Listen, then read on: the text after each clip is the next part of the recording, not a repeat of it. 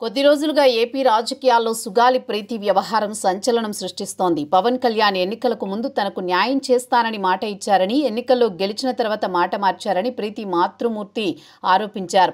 అంతేకాదు తన కూతురి వ్యవహారాన్ని ఎన్నికల్లో అస్త్రంగా వాడుకున్నారని మండిపడ్డారు.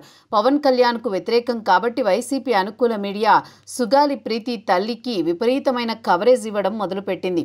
వైసీపీ నాయకులు కూడా ప్రీతి తల్లికి అనుకూలంగా మాట్లాడారు. జగన్ ముఖ్యమంత్రిగా ఉన్నప్పుడే సుగాలి ప్రీతి కుటుంబానికి భరోసా కల్పించారని, ఆమె కేసును కూడా కేంద్ర దర్యాప్తు సంస్థకు అప్పగించారని గుర్తు చేయడం మొదలుపెట్టారు. ఇది రాజకీయంగా కూటమి ప్రభుత్వానికి ఇబ్బందికరంగా మారడంతో రోజుల వ్యవధిలోనే చంద్రబాబు గవర్నమెంట్ కీలక నిర్ణయం తీసుకుంది. సుగాలి ప్రీతి కేసును ఆంధ్రప్రదేశ్ ప్రభుత్వం కేంద్ర దర్యాప్తు సంస్థకు అప్పగించాలనే నిర్ణయం తీసుకుంది. అధికారంలోకి వచ్చిన తర్వాత పవన్ ఈ కేసును పట్టించుకోవడం లేదని సుగాలి ప్రీతి తల్లి ఇటీవల ఆరోపించారు.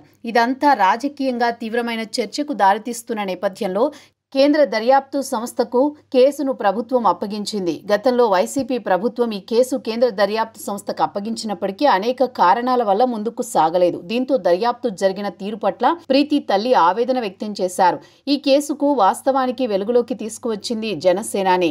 అప్పటి నుంచి సుగాలి ప్రీతి తల్లికి అండగా ఉంటూ వస్తున్నారు. అయితే ప్రభుత్వం ఏర్పడిన తర్వాత కూడా పవన్ తనను పట్టించుకోకపోవడం పట్ల సుగాలి ప్రీతి తల్లి ఆగ్రహం వ్యక్తం చేయడం మొదలుపెట్టారు. తనకు న్యాయం చేయాలని ఆమె డిమాండ్ చేస్తున్నారు.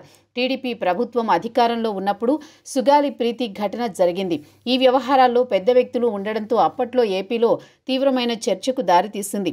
అప్పటి ప్రభుత్వం వ్యవహరించిన తీరును పవన్ తీవ్రంగా ఎండగట్టారు. ఒక రకంగా ఉద్యమమే చేశారు. దీంతో సుగాలి ప్రీతి తల్లికి ప్రభుత్వం తరపున భూమి, ఇతర ప్రయోజనాలు లభించాయి. అయితే ఇంతవరకు నిందితులకు శిక్ష పడలేదని సుగాలి ప్రీతి తల్లి ఆరోపించుకుంటూ వస్తున్నారు.